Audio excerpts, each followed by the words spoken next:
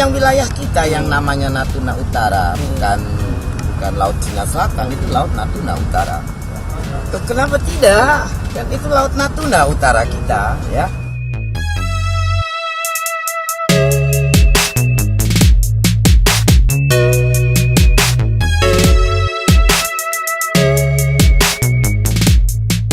Ya, kita tentunya kan begini ya.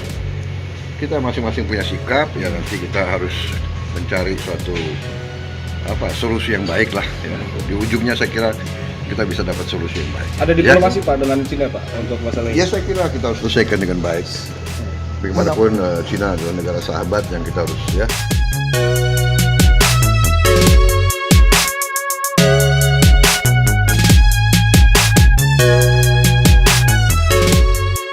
Tidak salah dari pernyataan Pak Prabowo. Kita selesaikan dengan kalem, kan boleh, tidak usah ngotot-ngototan, tetapi tetap kita pada prinsip tidak ada nego.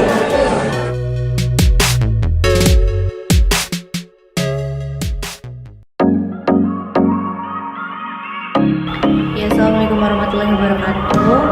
Jadi di sini kami akan mempresentasikan hasil kerja kelompok kami terkait konflik internasional dengan studi kasus Laut Natuna dengan penyelesaian konflik dan juga antara Indonesia dengan Tiongkok. Saya Dini Purnama Rahayu dengan NIM 66702204145 dan nama saya Dinda Zafira dengan NIM 66702202129. Jadi terkait studi kasus yang kita ambil nih, kenapa sih studi kasus ini bisa dikategorikan sebagai konflik?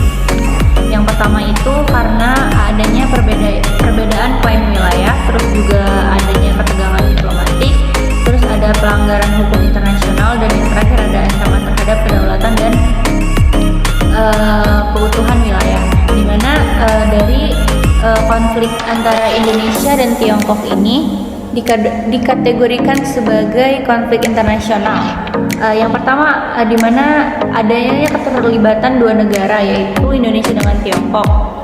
Di dalamnya itu ada yang namanya perselisihan terkait wilayah perairan Natuna. Konflik internasional itu sendiri,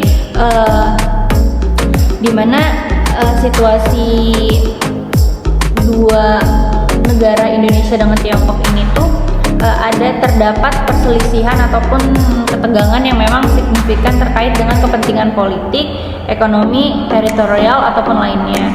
Jadi dalam studi kasus kita nih kenapa bisa dikategorikan sebagai konflik, karena itu tadi faktor-faktornya yang sudah tadi saya sebutkan. Dalam konteks ini juga ketegangan antara Indonesia dengan negara Tiongkok sendiri itu bisa memenuhi kategori sebagai konflik internasional karena adanya entisitas dua negara yang berbeda, yaitu negara Indonesia dengan Tiongkok itu sendiri, yang memang dari konflik tersebut itu bisa berdampak luas secara regional maupun global gitu. Terus selanjutnya terkait pemicu konflik, yang pertama itu adanya kapal asing Cina yang memang masuk ke perairan Indonesia secara ilegal. Terus yang kedua yaitu Cina itu mengklaim bahwa kawasan Laut Natuna itu disebut dengan 9 garis putus-putus atau 9 dash line.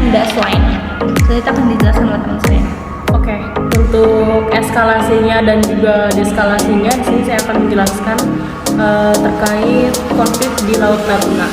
Oke, untuk eskalasinya sendiri yang dimaksud dengan eskalasi kan adanya pergerakan secara agresif ataupun pergerakan secara langsung gitu tanpa melibatkan istilahnya perasaan gitu. Nah, untuk eskalasi sendiri di sini Indonesia dan juga Tiongkok meningkatkan aktivitas militer dan juga patroli atas atau keterhadiran kapal melalui kapal-kapal yang melewati batasan di Laut Natuna atau kapal yang lalu lalang di kawasan Laut Natuna. Kemudian deskalasi. Nah, deskalasi di sini kan adanya melalui dialog antara Menteri Luar Negeri Indonesia yaitu Retno Marsudi melakukan yang namanya negosiasi ataupun mediasi dengan Menteri Luar Negeri dari Cina yaitu bernama Wang Yi dari Tiongkok. Nah, mereka membangun kesepakatan terkait untuk mencegah eskalasi yang lebih lanjut yang tadi saya sebutkan, yaitu adanya aktivitas militer di sana. Nah, untuk apa sih? Untuk mencari solusi damai yang bisa menguntungkan antara kedua belah pihak.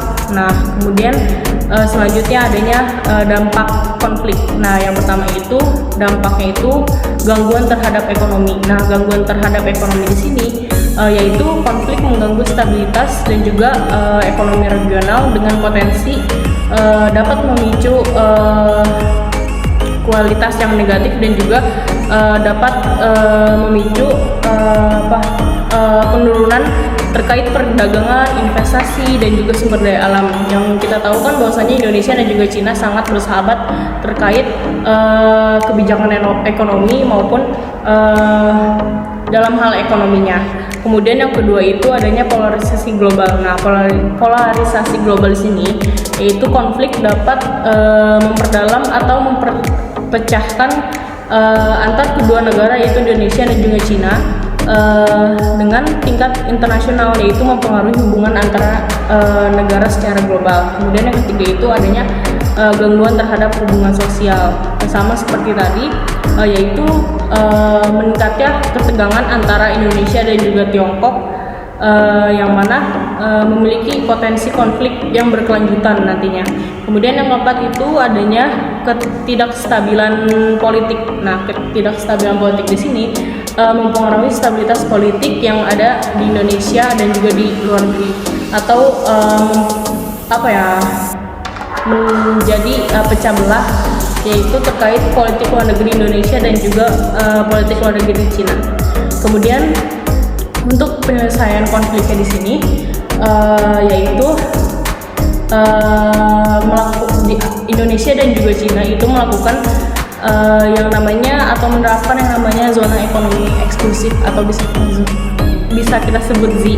Nah, dengan zona ekonomi eksklusif ini mempunyai kualitas secara internasional dan juga konsolidasi kemitraan yang strategis antara kedua negara. Kemudian yang kedua itu adanya pemberdayaan Natuna melalui pembangunan infrastruktur. Jadi di Laut Natuna itu membangun yang namanya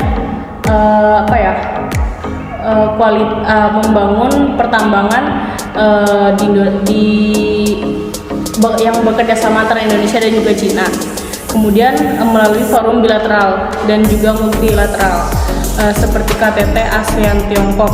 Nah, ini juga penting karena menggunakan negosiasi Code of Conduct.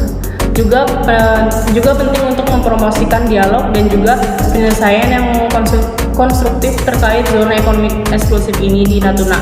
Kemudian penggunaan hard power juga secara proporsional juga diperlukan untuk menjaga keamanan dan juga menegakkan kedaulatan Indonesia di Laut Natuna juga. Kemudian yang terakhir itu menciptakan lingkungan yang lebih stabil dan harmonis di wilayah tersebut antara negara Cina dan juga negara Tiongkok. Mungkin itu aja presentasi dari kami terkait konflik internasional pada Laut Natuna. Kurang lebihnya mohon dimaafkan. Wabillahi taufiq wal hidayah. Wassalamualaikum warahmatullahi wabarakatuh. Waalaikumsalam.